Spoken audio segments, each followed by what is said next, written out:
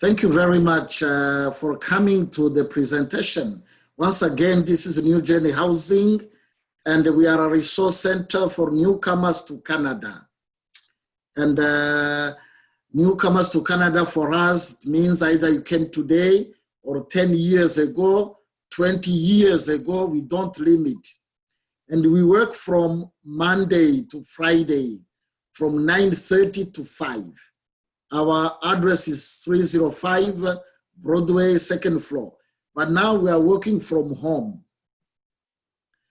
And as I said, our clients are newcomers to Canada, permanent resident, naturalized Canadian, international student, temporary foreign workers, refugee claimant, and everybody.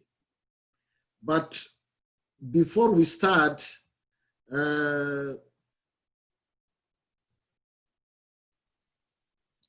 I wanted to let you know that if you go to our website, www.newjourneyhousing.com, you will find a lot of information about renting, about buying a house, about workshops, appointment, everything. And we have booklets about renting on our website, renting, buying a house, and money management. These are the workshops we have at New Journey Housing: renting, buying a house, and money management.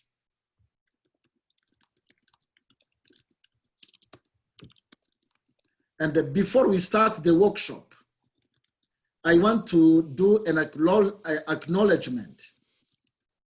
We respectfully acknowledge that we are in Treaty 1 territory, and that this land is the traditional territory of Anishinaabe, Cree, Ojibwe, Dakota, Dene peoples in the homeland of the Métis Nation. We want to thank the host community for their hospitality. And we also want to respect the treaties that were made on these territories. We are thankful for the clean water we use from Shore Lake. So ladies and gentlemen, welcome to the presentation, Home Purchasing Workshop Part 2. So we are going to start by looking at a story, a husband and wife, no children. They want to buy a house. A small house, because this is a small family. Bob, the husband, and Susan, the wife, at around $150,000, a small house. So Bob, the husband, is working at a furniture store for 5 years. His income is per year $28,800, which means $2,400 per month. This is the income of the husband, $2,400 per month. But the wife, income of the wife is working at a retail services for 3 years. Her income is $21,600 per year, which means $1,800 per month. So if we combine the household income, Bob, $2,400, plus the wife, $1,800, so the household income per month is $4,200. $4,200 per month, every month. So this family, they want to buy a house around $150,000, a small house. But now if you want to buy a house, number one, bank or credit union, they are going to check your credit history. So Bob has a Visa and Susan, the wife, has a President's Choice credit card. And they are making minimum payment. So I'm always asking people, if you have a credit card or a Visa card, MasterCard, and if you are making minimum payment on time, you have a good credit. You are making minimum payment on time, you have a good credit. But the problem, you are going to pay a lot of money, a lot of interest. Think about that. But you have a good credit. So Bob and Susan, they have a credit card. They are paying every month 100, 100, 100. And Bob and Susan, they bought a beautiful car. As you can see on the screen, a beautiful car, but on credit. And they are paying 300 every month, 300. So Bob and Susan, they have a debt, the credit card, they are paying 100 every month. And they have a debt, a loan from the car. They bought a car on credit and they are making 300. So they have a debt of 400, 100 towards the credit card and 300 towards their car. So if you want a mortgage, the bank will ask you about your credit history. They are going to check, first of all, your income. They will ask you to provide your pay stub. They want to see how much is your income and how much, they will ask you, how much are your debts, if you have any. They will ask you, did you buy a car on credit? Do you have a credit card debt? Do you have any credit? So they want to know about your income and your debt. So to buy a car on credit, it can be expensive. For example, Bob and Susan, this family, the car payment, 300 every month. So per year times 12, you can see how much, 3,600. They are paying insurance of the car, 130 times 12 months, which is 1,560. They are paying for the gas, 160 per month, times 12, 1,920. And I have included the maintenance. For example, 100 per month, times 12, 1,200. Only this. I did not include the parking. I did not include the ticket, overspeeding ticket. These are not included. Only car payment, insurance, gas, and maintenance. 8,280 per year. So you can see buying a car on credit can be expensive. So Bob and Susan, they want to buy a house, as I told you, but they want to find out about the down payment. If you want to buy a house, you remember last time we talked about it, you must have cash money towards your down payment. Minimum 5%. Susan, the wife, has opened an RRSP account, Registered Retirement Saving Plan. And she has on her RRSP 3,600 saved.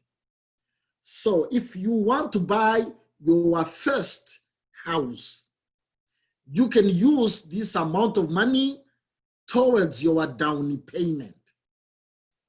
And once you take it from the bank or credit union, you will not pay tax because you want to buy your first house.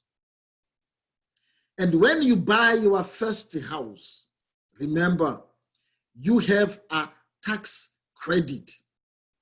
When you file your income tax, tell the person who is helping you to file income tax that you bought your first house, and you will get a tax credit of $750, between $750 and $1,000. Remember this, very important. So Susan has on her RRSP $3,600. The husband, Bob, has saved money on his saving account of $5,500. So now the husband, $5,500, the wife, $3,600. So now they have money towards their down payment, which is $9,100. $9,100. Now they say, we have enough money for our down payment. Now they say, let us go to a financial institution, either the bank or credit union, to look for a mortgage. They have money for down payment. Now they go to the bank or credit union. And as I told you, if you go to the bank or credit union, you want a mortgage, they are going to check your credit history. And they check credit history in Equifax or TransUnion. They want to know if you have a good credit or not. If they give you their money, you are going to pay back. That is why they want to know you, because they don't know you. They want to know you, that you pay regularly. If they give the money, they are going to get back their money. That is why they check about your credit history in Equifax and TransUnion. Now they checked in Equifax and TransUnion. Bob and Susan, they have a good credit. Now, you look at the chart here. As I said, income of Bob and Susan, combined household income, $4,200. You can see income, it is 100%. Now look at, there is a bar, the graph there, 40, orange, the one which is orange, you see 40, 42.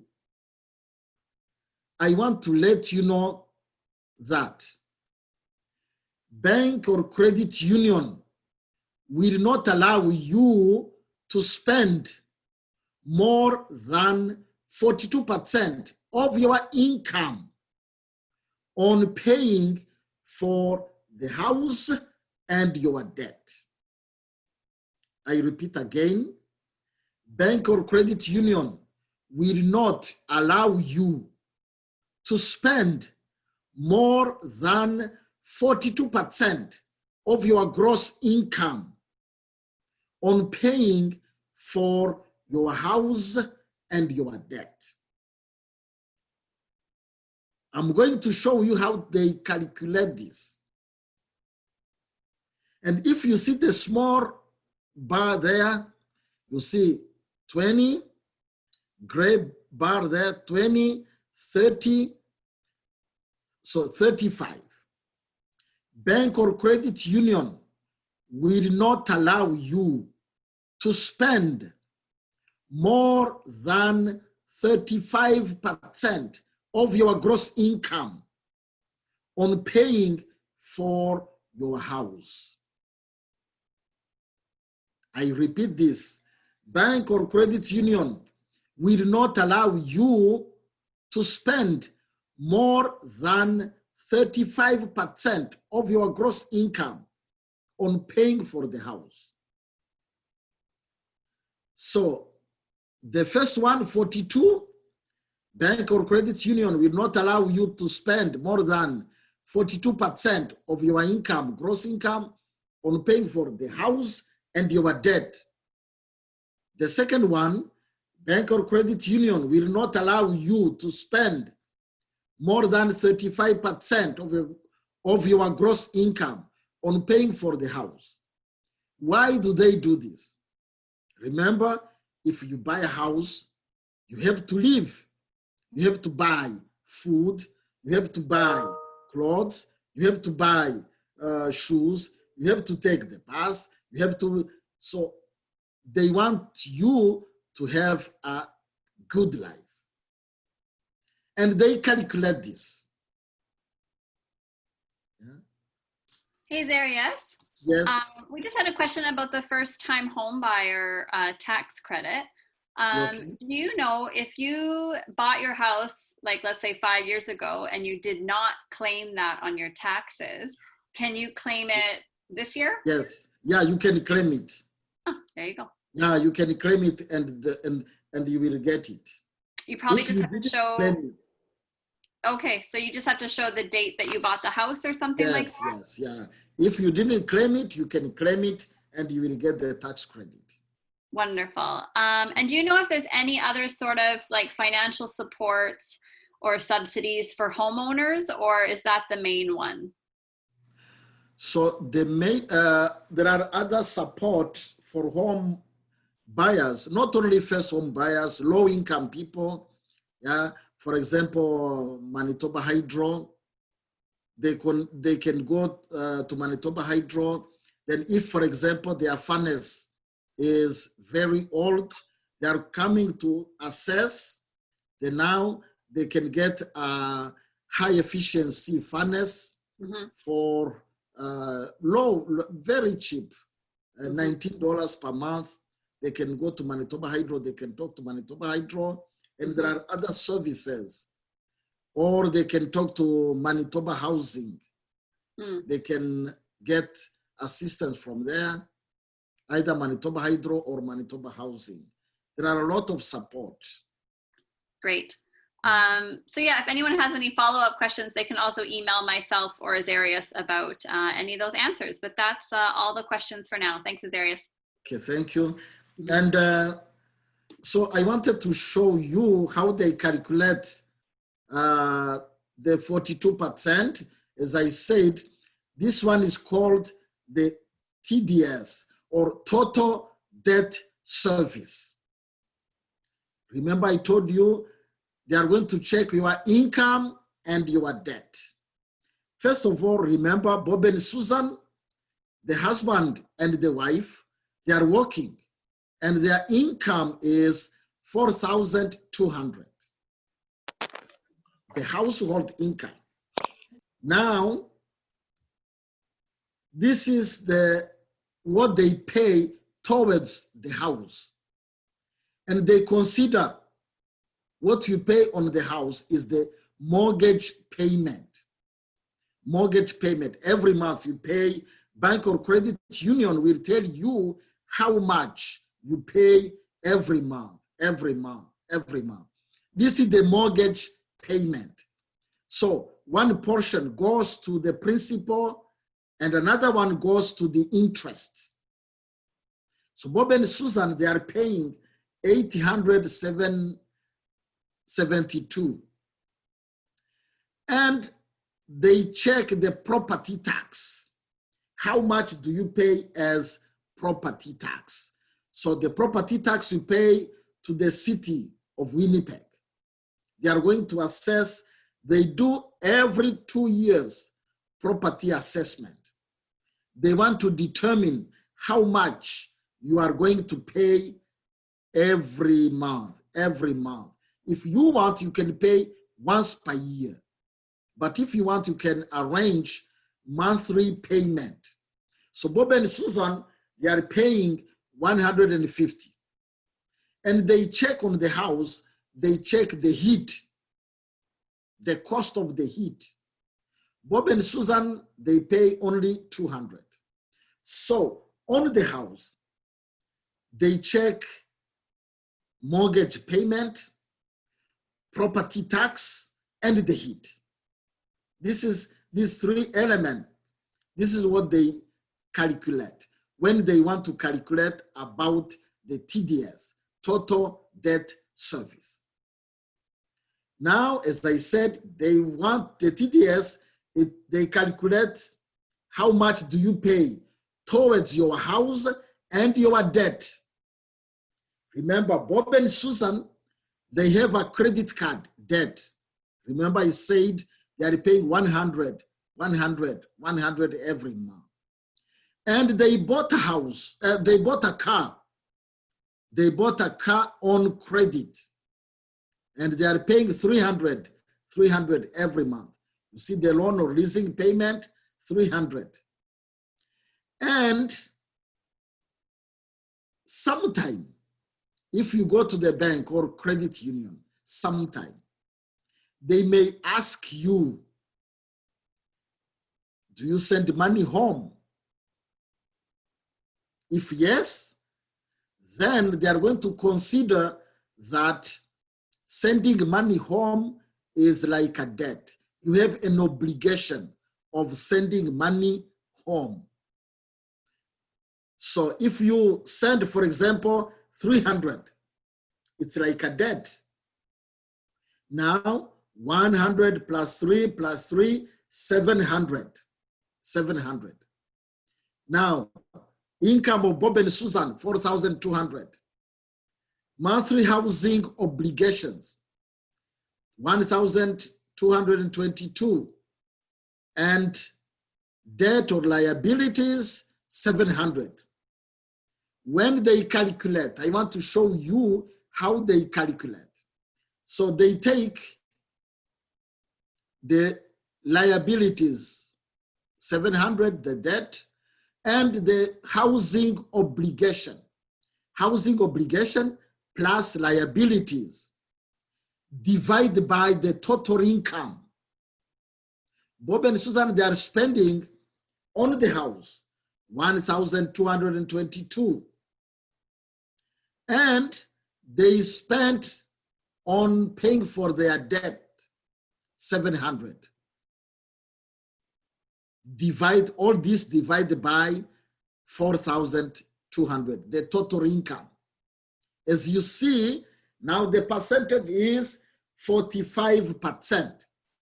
And remember, I told you earlier that bank or credit union will not allow you to spend more than 45% of your gross, more than 42%.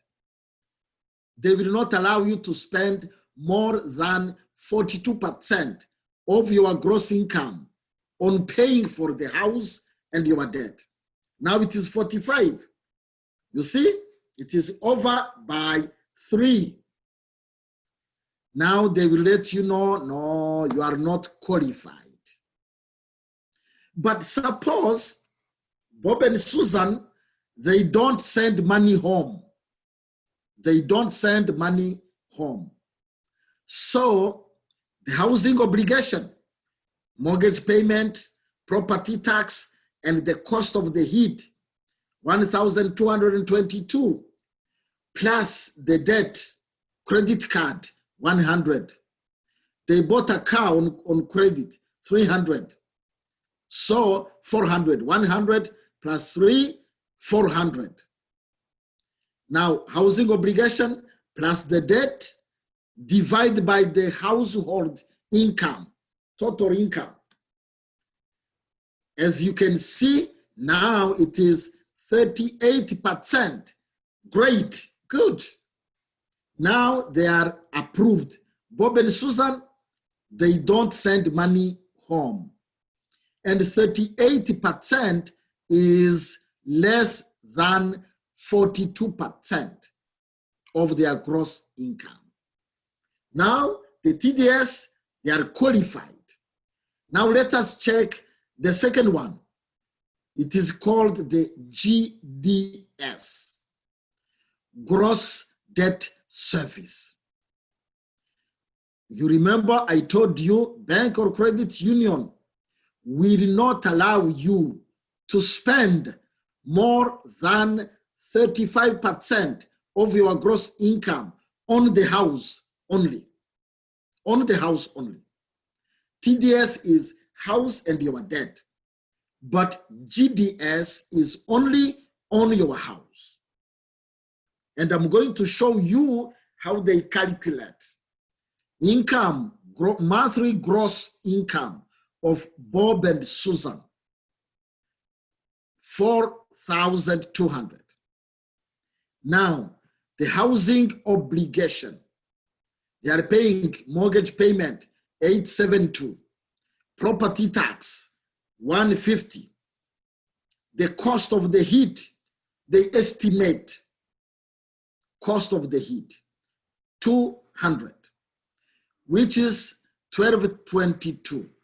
So they take $1,222 divide by the household income. So now Bob and Susan, they have 29%. So now TDS and GDS, Bob and Susan, they are qualified. Great, they are qualified to buy a house. Now they are given a mortgage. This is a sample of the mortgage. $1,700.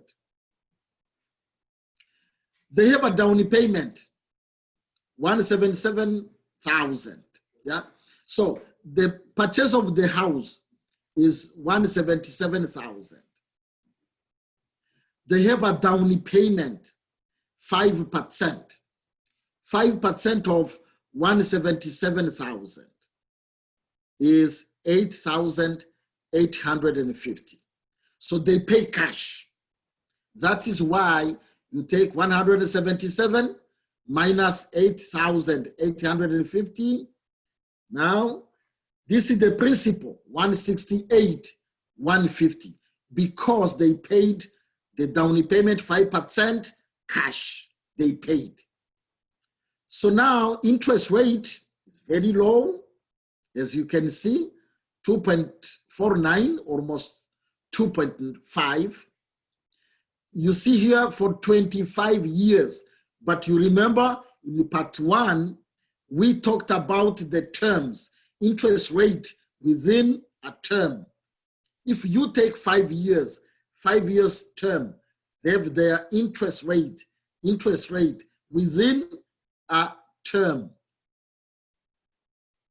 So remember about the mortgage default insurance.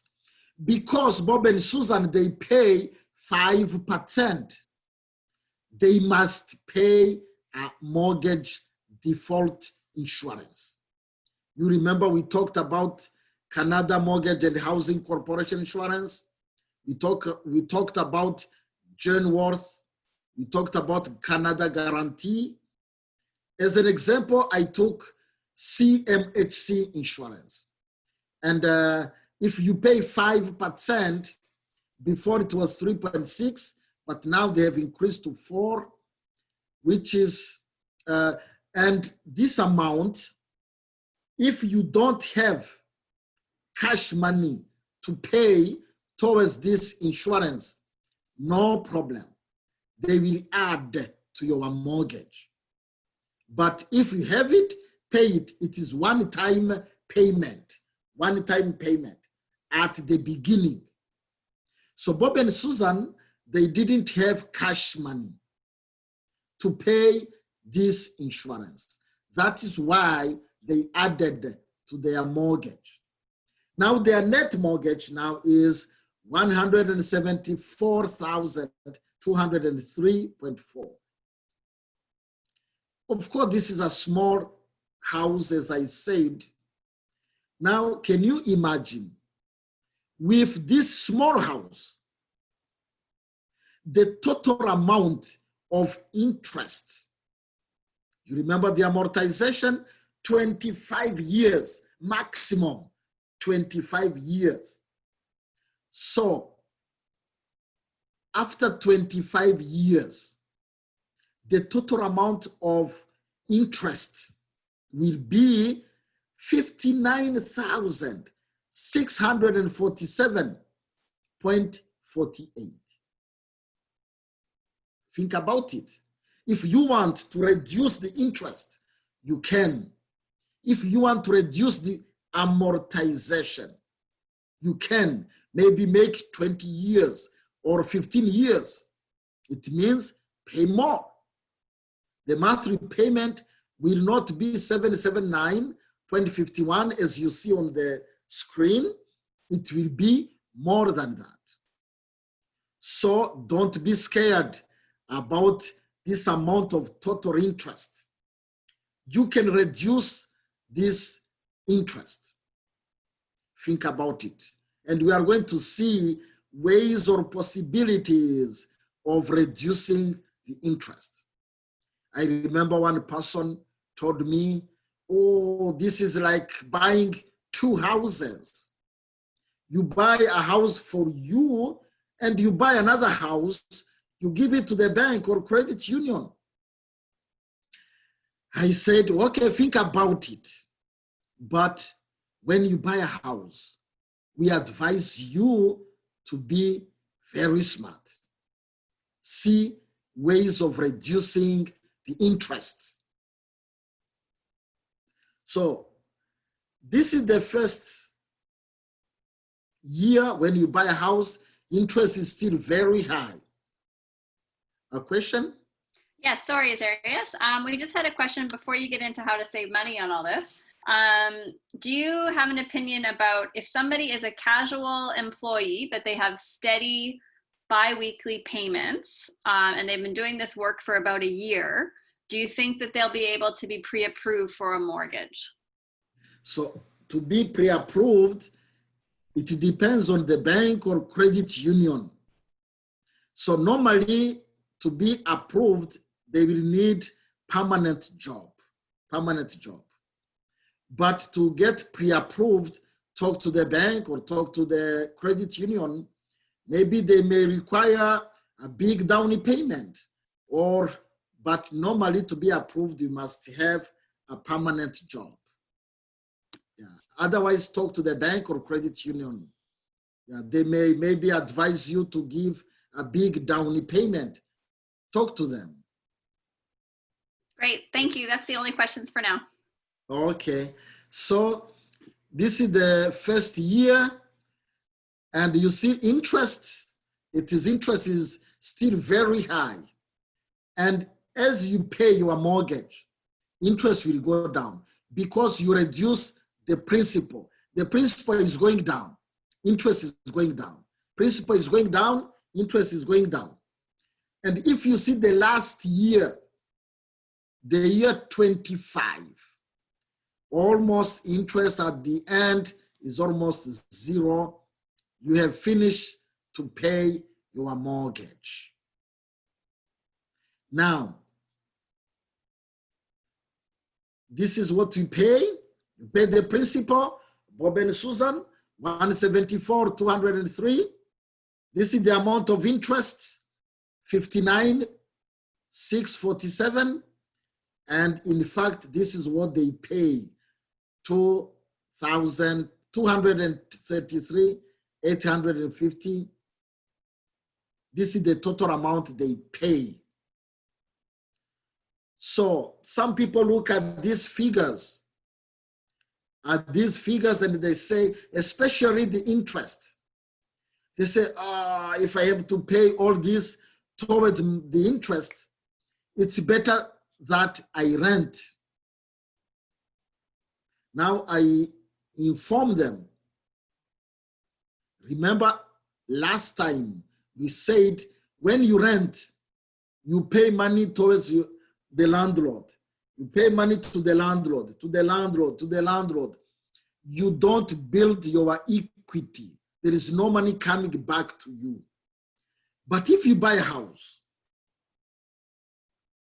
even if you pay this interest, at the end of 25 years, this is your house. You can either sell it or can give it to your children as inheritance. It depends on you. Think about buying a house. Don't be scared about this amount on interest. There are ways you can reduce the interest. These are some of the possibilities you can reduce the interest. We are going to share together. But remember, if you pay, as the bank says, or credit union, for in case of Bob and Susan here, they were told to pay $779.51 every month. In this case, they are going to finish their mortgage within 25 years. And the total amount of interest will be $59,647.5. Now, I agree, this is a lot of money. So we advise you, can you pay bi-weekly? Can you make bi-weekly payment? Not every month, pay bi-weekly, especially because we are paid every 2 weeks. Every 2 weeks, we get the payment. So take this monthly payment, $779, divide by 2, then $389. Pay your mortgage every 2 weeks, bi-weekly. Can you see the difference? You are going to reduce the total amount of interest from $59,647 to $52,841. In fact, you are going to save $6,805.5. This is not small money. Or if you, another way of reducing the interest, if you pay bi-weekly, and at the end of every year,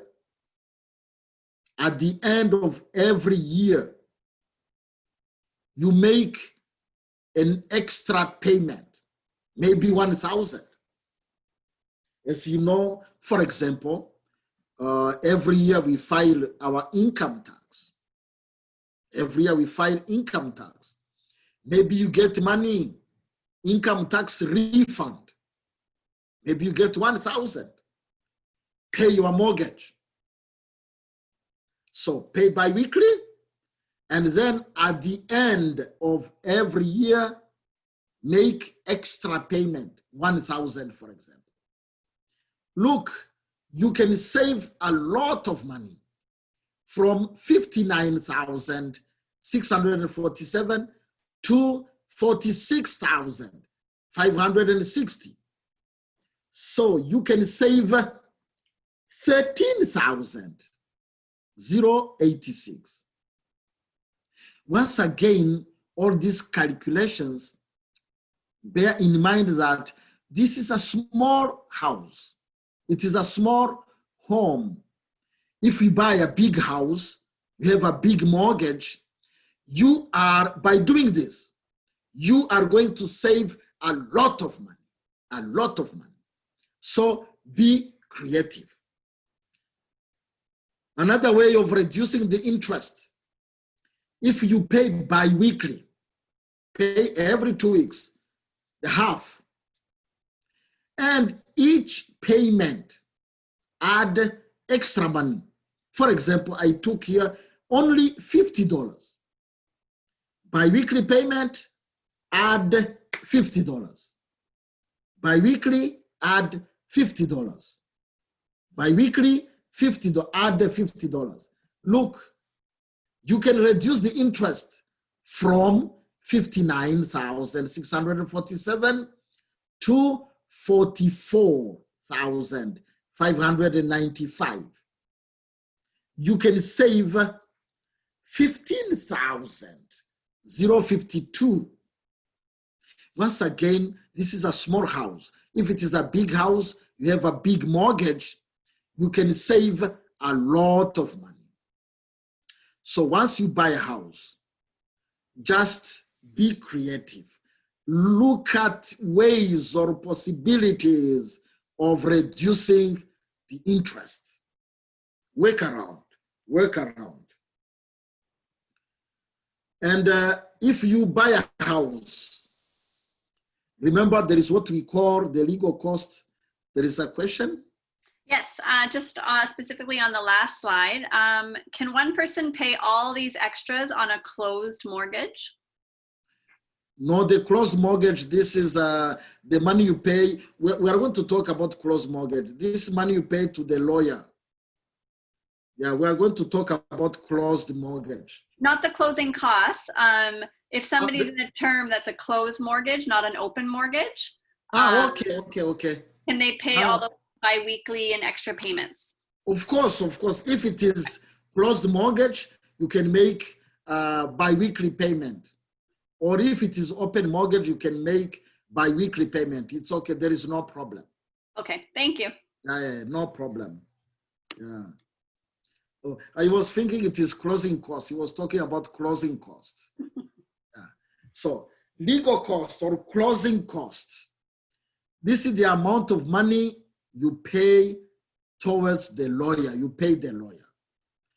If you want to buy a house, you must find a lawyer and you must pay the lawyer, not the owner of the house, you the buyer. You have to pay the lawyer. And you pay the lawyer 2% maximum. It can be less.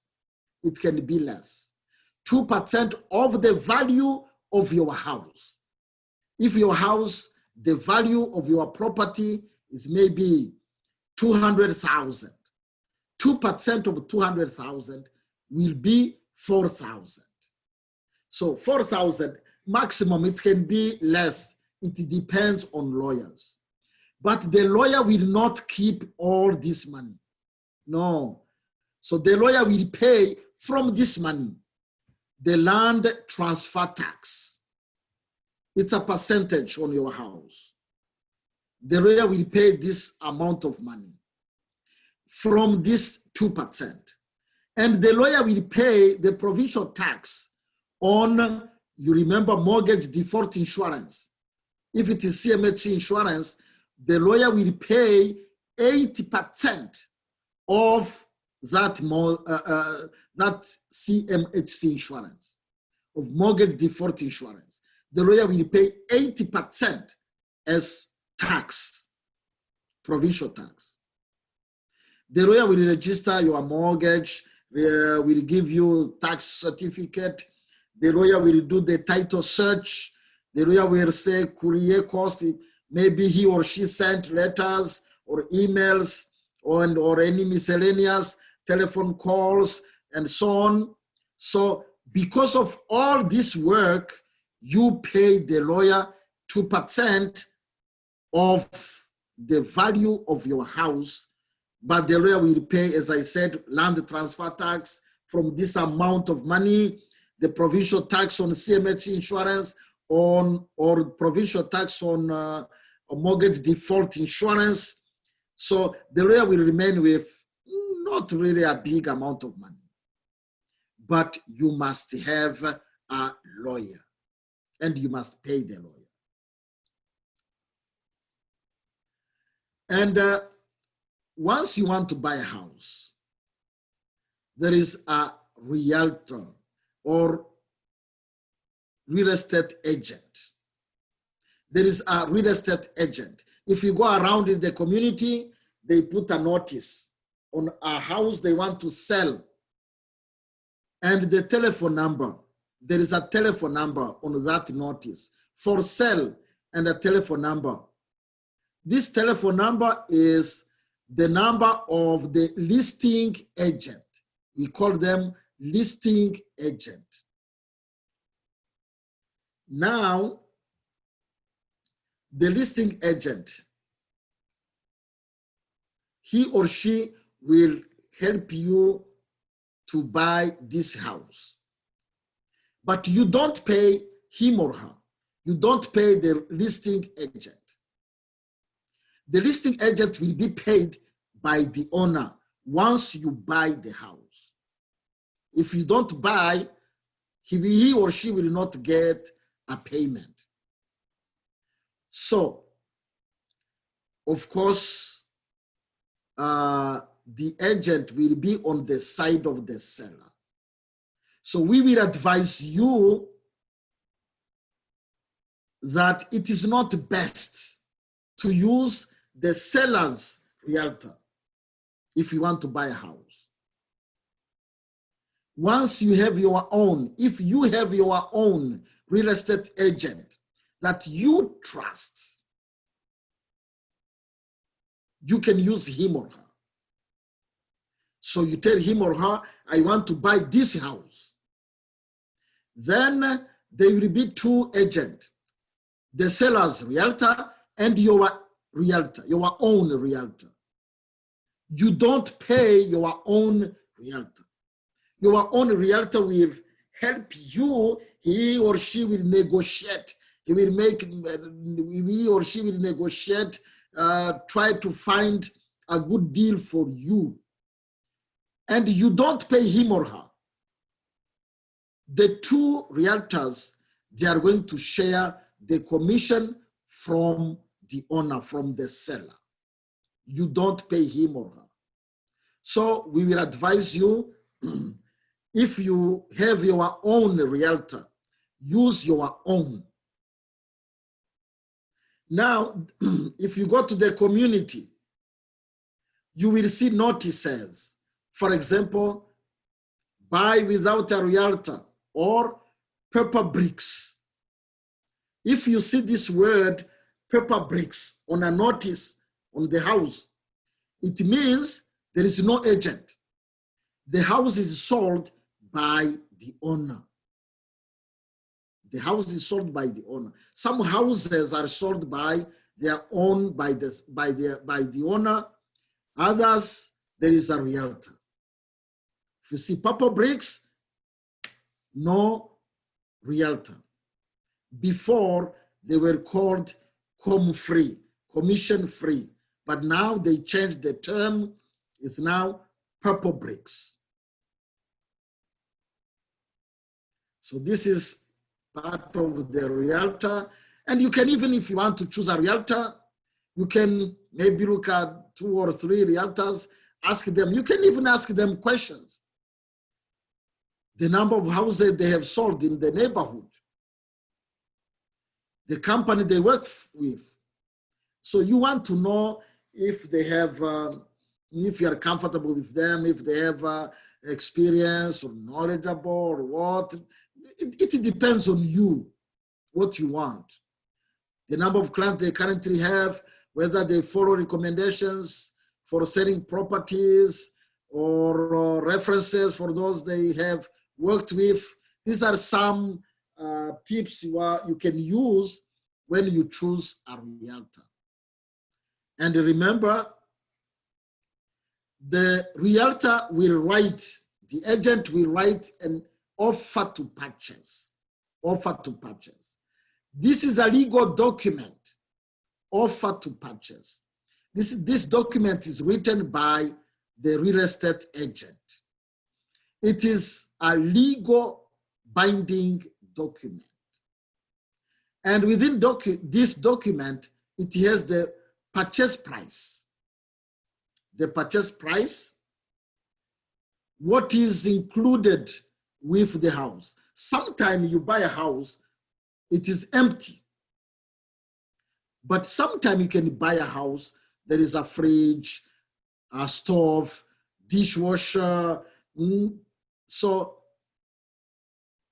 ask what is included within the house, and this will be included in the offer to purchase. And within offer to purchase, there is a financial details. How much you give as a down payment, how much you give as deposit, because they will ask you a deposit. The deposit may be 4,000, 5,000, 6,000. It depends on the realtor. So this amount of money must be in the offer to purchase. And within the offer to purchase, they put a possession date when you are going to get the keys. It is written there. And in the offer to purchase, put any condition you want. For example, home inspection. If you put a condition on, you say, I want to buy this house, but I want to have a home inspection. Add, please, I want to have home inspection to my satisfaction. You have to be satisfied by the home inspection. I want home inspection to my satisfaction. And if you have not yet been pre-approved for a mortgage, add a condition. I will buy this house on condition that I am approved, mortgage approval. I'm saying this because some people, before going to the bank or credit union, they go to the community to look for a house to buy. And for example, if they find a house, maybe 300,000, and they say, yes, I will buy this house. Now they fill the offer to purchase. The realtor will fill the offer to purchase. Then you give her an amount of deposit, maybe 5,000 as deposit. Now, if you go to the bank to get pre-approved, maybe they look at your income. As I said, I told you, to get a mortgage, they are going to look at your income and your debt. Now, maybe the bank can tell you, or credit union can tell you, oh, you can be pre-approved only 250,000. And the price of the house, the value of the house is 300. If you go back to the real estate agent and you say, oh, I'm sorry, I have not been approved for 300. Then if you have not put as a condition, then it will be a big problem. If your deposit, you are going to lose your deposit. So I will advise you, first of all, go to the bank or credit union, get pre-approved. You know your limit, you know your maximum. Then look for a house to buy. So remember, if you want to buy a house, ask a property disclosure statement. Property disclosure statement. This is the history of the house. So the owner must give you this document. What happened in the past with the house? Was there any, maybe in the basement, flooding, maybe a big crack, maybe what happened in the past with the house? It is called a property disclosure statement. And remember, as if you want to buy a house, the down payment. Any questions? Yes, sorry, Zarius. Yeah, we have a few about realtors. So I thought I could ask them now. One was, can I still use a realtor if the seller isn't using one? Yes, you can still use. Okay. Yeah. And the next one was, so can I buy one without a realtor? So this is a lot of maybe purple brick stuff. Yeah, purple bricks. To save money. And what does a realtor do other than negotiate a lower price? So your own realtor will give you a lot of information, details about this house you want to buy, because they have a lot of information. Yeah, they know the neighborhood. They have a lot of experience, so they will negotiate, maybe reducing the cost of the house. Maybe they have a lot of experience. They will tell you this, and this, and this. So your own will give you a lot of details about a house you want to buy. But if it is a listing agent, he or she is not obligated to give you all these details. But your own that you trust will give you all the details on the house you want to buy. Yeah, and they have access to more information than just like the regular listing online. And the other big thing that they do is they help write up the offer to purchase, right? Yes, they will write the offer to purchase. Yeah, because that can be complicated. Yeah. Yeah. The agent will write the offer to purchase. Mm-hmm. Yeah. Yeah. Good. Thanks. Okay. So if you want to buy a house, remember down payment minimum 5%. And the closing cost, the lawyers, you pay maximum 2%. It can be less. Then remember the CMHC insurance, mortgage default insurance, 4%. So the total 5 plus 2, 7 plus 4, 11% of the value of your house. So if you want to buy a house, prepare 11% of the price of your house. But if you don't have the 4% on mortgage default insurance, no problem. They will add to your mortgage. So the minimum is 5 plus 2, 7%. So if you want to buy a house, I said you look for a home inspection, and the home inspection, you can do just the basic, the tips. There are some tips if you want to buy a house in Manitoba. Remember, this is extreme temperatures, minus 40 and plus 40. So these are extreme temperatures. There are some tips that just the basic. You can also do your own without a home inspector. You can check, for example, the basement. Look at the walls, if they smell. You can see the large cracks, or you can see if there is a sump pump. You can even check the roof. You can look at the shingles, if they are curling at the edge, so you can see, oh, these shingles, there is a problem. Or if there is any rotten wood, you can see it. Or where the shingles changed, you can ask the owner. So these are, or you can check the windows. Are the windows single or double or triple pane? The reason why you have to check the windows, if a window is single, then you are going to use a lot of heat because the cold will come in very easily. But if the windows are double, you can check if they are double, then you are going to use less heat. Triple pane, this is the best. Yeah. How can you check this? You can even use your phone. You put the light on your phone, then put your light towards the window. You will see, if it's single, you will see one light through the window. You will see it through the window. You will see one light. If it is double, you will see two lights. If it is triple pane, then you will see three lights. You can use your phone, put on the light, then towards your window, you will see, if it is single, you will see only one light through the window.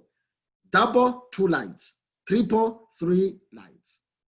Yeah, you can check if the door or window open properly. You can check the heating, if it is forced air, radiators, baseboard. You ask the owner how old is the furnace, How old is the furnace? Very important. And check the hot water tank. How old is the hot water tank? And look at the size of the hot water tank. It depends on your family. Is this size adequate for my family or not? These are some tips you can check. Or if you want to see basic inspector's kit, you want to check if there is good insulation. You can light a matchstick. If you see the flame is just moving, then air is coming in. Or you can see if the wood are rotten. You can use the pin. If you pin the wall, if it goes quickly, then the wood will not be good. You can even see if the floors are slanted, are straight. If the floor is straight, the foundation is straight. You can put this bubble, you put the bubble, you put them on the floor. If you see they're roaring, then the floor is not straight. So these are some basic tips you can use when you do your own inspection, but use a home inspector. But these are some basic you can use when you do your home inspection. Then now when you buy your house, now you move in, then we will send, New Journey Housing will send a volunteer to go over everything in your house. And if you have any question, you ask him or her. And for us, you don't pay our volunteer. This is a free service. So feel free to take advantage. And if you have any other question, feel free to ask, to call 204-942-2238. This is our office number. If you have any question about housing, how to purchase a house, what are the advantages, disadvantages, and so on. And once again, we talked about, you have seen Bob and Susan, they wanted to buy a house. We talked about the credit history. We talked about TDS and GDS. We talked about ways of reducing the interest. We talked about the real estate agent. We talked about the lawyers, closing cost, lawyers. We talked about the offer to purchase. We talked about some tips you can use, you can use to make just the basic home inspection. So if you have any question, feel free to ask. Otherwise, I wish you all the best. Yes, Cody? Thanks, Azarius. Yeah, we just had a question about home inspectors, and if you or if New Journey Housing has a list of home inspectors that we would either recommend or provide. How would you answer that one? So we don't want to recommend home inspector, but if you can find a home inspector that you can use a home inspector, or you can go online. But if you don't have it, if you don't have a home inspector at all, we can help you to find one. We can assist you in finding one. But we don't want to recommend, or use this one, use this one. Yeah. If you cannot find one, we can help you to find one. Perfect. Yeah, and the best way to do that is you could probably send Azarius an email. I'll put it in the chat as well, or myself. It's all on our website too. We had another question about, where did it go now? Any examples of websites we can look for houses that are for sale? Which website would you recommend, Azarius? The website, I don't know which one I can recommend. Yeah, I know the one I always use is just winnipegrealtors.ca. And then This is one. Yeah, they have the listing of all the MLS listings. You can narrow down your search if you know the neighborhood or the price, that sort of thing. Um, Mm, so that's a good place to look. yeah. And sorry, I'm just scrolling through here.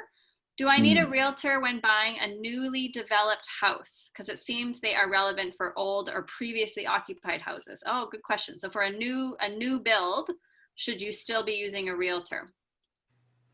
Uh, but there is always a realtor there. But it depends on the seller. If they Mm-hmm. don't want to use a realtor, so they will not use them. If they want, so they can use them. It depends on the seller or the company. Right. Yeah. Mm. And it's good to have, especially for old houses, because that house has a lot of history. So then you want to know about whatever, when it Yeah. was built, when it was renovated. But new houses too, there's stuff that you also need to know about it, like what type of Yes, systems are in it, yes, any yeah. warranty on the house, because new Mm. houses should come with warranties. So Yeah. realtors can help you with all that kind of stuff too.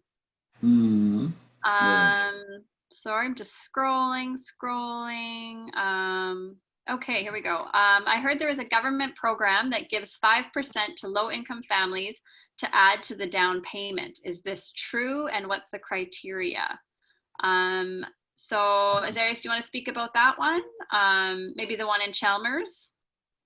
Yeah, there is one program in Chalmers, but there uh, you will be given for 14,000, Mm-hmm. 14,000, and this goes to the down payment and closing cost.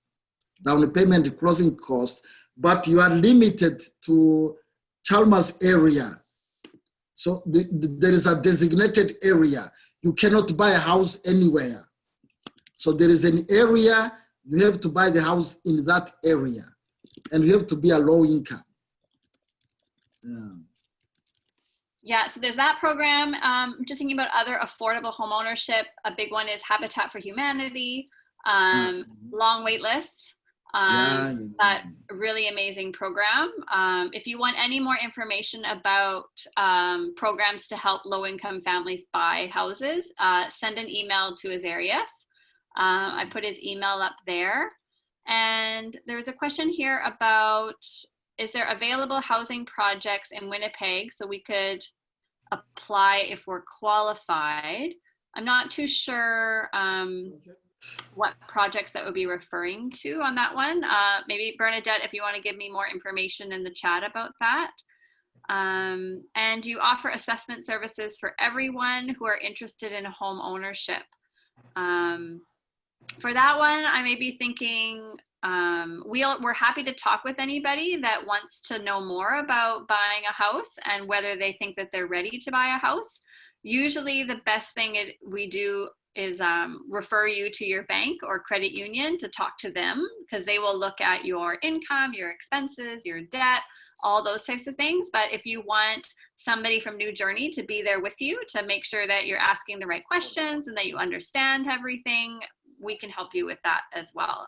Azarius goes to all those meetings, yes, so he would be happy to assist you in that way. yes. And sorry, Sally, maybe you were wondering about the program again. I'm wondering if that's the Chalmers program.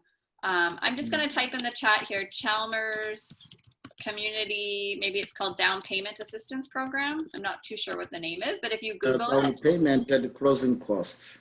yeah, if you Google that, I just put it in the chat, you should be able to find more information. The Chalmers neighborhood is like Elmwood. So if you go over the Disraeli Bridge, it's right there, right along the river.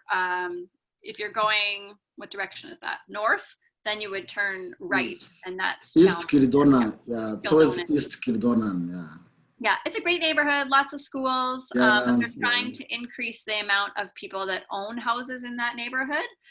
So that's Mm, why they're offering 14,000 bucks to help buy a house there. So it's great. yeah. And they just launched it, so they'll be taking intakes right now. And yeah, and I think that's about it. What's a good time for a good history record check? I'll reply to some of these on the chat, and then we'll go from there. Sorry, we just had a question about a good time for a good history record. I'm not too sure. Maybe that's referring to credit history. Every time you go to the bank, Azarius, you can jump in here, but you'll have to do a credit history check, right? Yes, yes, yes. Yeah. Before you get Yes. pre-approved for a mortgage. Yeah, they have to check the credit history. Yeah. The credit, yeah. Yeah, and I think that's about it. If anybody wants me to send them the link to the recording for this workshop, put your email in the chat. You can send it privately to me if you don't want it shared to everyone. And then I can send it over to you. Sorry, we just had another question. Azarius, do you know if there's an age limit to buy a house? Like if you're 60 years old, can you still buy a house?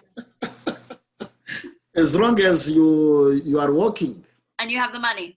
Then, of course. The bank's not going to care how old you are as long as you have the money. This is business. They are doing business. Exactly. Yeah, but they will look at, you'll have to have a substantial amount of money if you're buying your first home at 60, because they might not want to give you a mortgage that lasts for 30, 25 years. So you might have to have more money up front, but that would be have a conversation with your bank. Yes. About that. And a question about, can you get a mortgage if you're not working? Oh, unless you talk to the bank or credit union, and they will ask you a big down payment. Yeah. Because you are not working, so they will ask, how will you pay the mortgage? Mm-hmm. But remember all this, you have to discuss with the bank or credit union.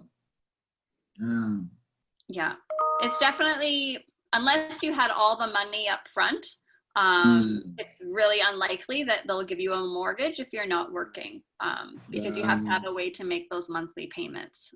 So that can be tricky. We had another question about what can you say about reverse mortgages? Azarius, do you know anything about the reverse mortgages, and is it applicable in Manitoba? The reverse mortgage? It's for when people, when they're older and they get another mortgage on their house, I believe. I don't know a lot about it either, but we could find out. So Bernadette, if you want to make sure I have your email, we could follow up with that. And being on the, we had a question about being on the CURB income or CERB, I don't know how to pronounce it, but the $2,000 a month income right now. Do you think people would get approved for a mortgage if that's their income? Oh, but this one will last 4 months. Yeah, and if they are working after this, they are working, no problem. Yeah. The CURB is temporary. Tricky, yeah, it's tricky right now because it depends what the bank sees that is that like stable income or not, right? Because there's a lot of uncertainty right now. So it's tough to know what the banks will say. The best thing to do is go and talk to your bank or credit union, explain your situation, and they will tell you. Yes, yeah. It will depend on bank or credit union. Yeah. Yeah, but I think that's also, I have the emails that you guys sent me because I will save this chat. So we can follow up with you and we can send you the recording as well for those that want it. Sorry, we just had another thing here about equity. Also, Azarius, can you explain more on that? So like when you're making payments on your house and you're gaining equity in your home. Yes. So equity means, for example, you buy a house, maybe 200,000 in 2020. Maybe after 10 years, you sell it 250,000. So you see, you are going to have a profit. You are going to earn a lot of money. So if you sell it, you are going to pay the balance to the bank or credit union, but you will have money, your own money, the interest money, the money you get from selling your house. Because once you buy it, the value of the house is appreciating every year. So now, once you sell it, you get money. But if you are renting, you rent, then maybe after 10 years, if you move out, you just go, landlord will not even give you $10. But when you sell your house, you are going to have money, pay back the bank, what is the balance, and you have the money you get from the selling of your house. This is the equity. Yeah, it's the value of your house, and usually, at least in Manitoba, the house values have continued to rise. It's been slower. We're not BC, we're not Ontario, Toronto.